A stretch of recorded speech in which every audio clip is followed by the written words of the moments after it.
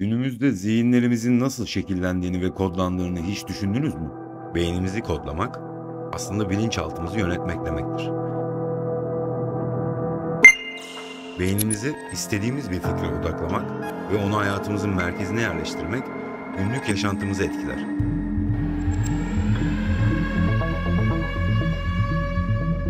Beyni kodlamak nedir? Çok istediğin bir şey düşünürsün. Onu sürekli düşünürsün. Bir süre sonra sıkılır ve düşünmeyi bırakırsın. Fark etmeden zihninizi kodlamış olursunuz. O fikir, o düşünce, arkada görüştüğünüz kişileri, izlediğiniz filmleri, okuduğunuz kitapları, dinlediğiniz müzikleri, kısacası her şeyi sizin için düzenlemeye başlar. Her şey yavaş yavaş değişir. Buna zihin kodlama denir ve bunu farkında olarak dünya üzerinde çok az kişi başarabilir. Bu başaranlar da %1'lik kısımdalar. Küçük bir not geçmek istiyorum. Bu öyle düşündüğünüz gibi kısa sürede olan bir şey değildir. Ve her şeyi yapmış ve başarmış olsanız bile yine de bir şeyler ters gidebilir. Her şeyinizi kaybedebilirsiniz. Bilginiz olsun. Ben bunu uygulayarak bütün yapmak istediklerimi başardım. İstediklerimi hep bu şekilde yaptım. Bunu uygulamış olsam bile konuyu ben de bilmiyordum. Ama okuduğum bazı kitaplarda farkında olmadan yaptıklarımın aslında bu kitaplarda yazan uygulamalar olduklarını fark ettim. Her zaman başarıya ulaştım. Bunu yapmayı öğrendiğinizde siz de başarıya ulaşacaksınız. Zihin kodlamayı geliştirebilir ve her şey için kullanabilirsiniz. Bu konuyu örnekleyecek olursak bazıları şunlardır. Türbede mum yakmak, tel örgülere asma kilit takmak, ağaca kumaş bağlamak gibi birçok inanışı yani batılı gözlemleyebilirsiniz ve liste uzayıp gider. Bu bir farkındalıktır. Bunu yaparak zihninizi kodlamış olursunuz. Yani buradaki sistematiği anlayın. İnsanlar neye inanıyor? Nasıl inanıyor? Bunları inanarak yaptıklarında neler gerçekleşiyor? Gözlemleyebilirsiniz. Bu hikayeleri insanlardan duyabilirsiniz. Dolayısıyla buradaki sistemi yukarıda bahsettiğim objelere, eylemlere ihtiyaç duymadan yapabilirseniz kendinizi 10 adım ileri atmış olursunuz. Şimdi size bazı hayvani dürtülerden yola çıkarak sizi başarıya götürecek bir disiplin kurmaktan bahsedeceğim. Evet, biraz ütopik bir fikir. Eğer bu fikri benimserseniz gerçekten anlam veremediğiniz her şeyin aslında ne kadar anlamlı olduğunu anlayacaksınız. İnsanların çok farklı eğilimleri vardır. Zor durumda farklı düşünce yapılarına girerler. Biz buna insanüstü beceriler veya hayatta kalma yetenekleri deriz. Bunlar hayvani ilkel dürtülerdir. Hayvani dürtüler öldürmek, ölme korkusu, aç kalma korkusu gibi. İnsanlar bunları farkında olmadan bazı durumlarda kullanmak zorunda kalır. Peki bunları hiçbir durumlara girmeden, kullanmaya gerek kalmadan sadece kendimizin en iyi halini ortaya çıkarmak için kullanabileceğimizi biliyor muydunuz? Şimdi size bununla alakalı bazı enstrümanlar vereceğim. Öncelikle hayalini kurmanızı istediğim bir şey var. Düşünce kalıpları. İlk adım. Dünya üzerinde en değer verdiğiniz kişiyi hayal edin. Evcil hayvanınız da olabilir. Bunu hayal edin. Onunla nasıl mutlu olduğunuzu, onunla vakit geçirmekten ne kadar mutlu olduğunuzu, onun yanında olmanın size nasıl duygular verdiğini, onunla kavgalarınızı, sarılmanızı, her şeyi hızlandırılmış bir şekilde duygusal bir müzik eşliğinde hayal edin.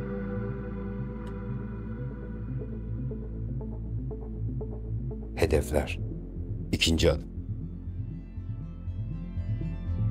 Tabii ki bunları hedeflerinizin belirlendiğini düşünerek söylüyorum. Bir hedefiniz vardır herhalde. Bu hedefinizi hayal edin.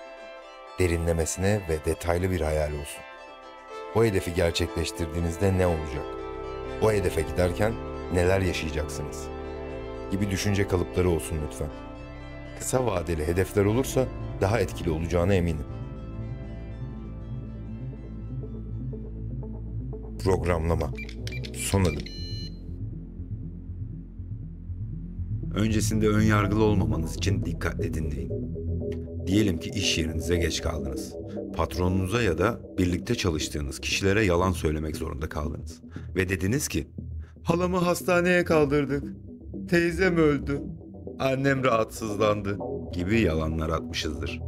Yok demeyin. Çünkü biliyorum, atmayanlar belki vardır ama azınlıktadır. Üzülürüz, moralimiz bozuk gibi yaparız.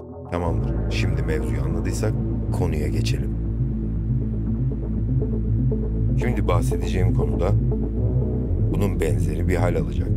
Tekrar gözlerinizi kapatın ve hayal edin. Hedefinizi hayal edin. Eğer bu hedefe ulaşamazsanız, hayal ettiğiniz kişi öldürülecek. Bunun derinlemesine hayal edin. O korkuyu hissedin. Ya da kendinize hayal edin. Birileri sizi kaçırmış ve onlara olan borcunuzu ödemezseniz öldürüleceksiniz. Neler yapardınız? Sevdiğiniz kişinin ölmemesi için, kendinizi o durumdan kurtarmak için neler yapardınız?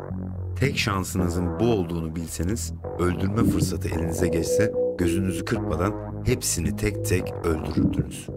Dolayısıyla bütün korkularınız, bütün utangaçlıklarınız hepsi bir anda kaybolurdu. Çünkü en sevdiğiniz, bu hayatta en değerli varlık, sen bunları yapmazsan bir anda kaybolacak. Hayal etmeye devam edin. Başardığınızda en sevdiğiniz varlığı kurtarmış, kollarınızın arasında hiç olmadığı kadar sağlıklı ve canlı hayal edin. Nasıl mutlu olurdunuz, değil mi? Kendinize hayal edin. Bütün bu badirelerden kurtulduktan sonra nasıl rahatlardınız, nasıl mutlu olurdunuz?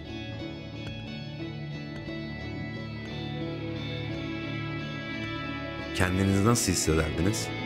Bunu hayal edin. Sadece kendinize zaman tanıyın. Kimse sevdiği insanları, hayvanını kaybetmek istemez. İşte her şey aslında bu kadar basit.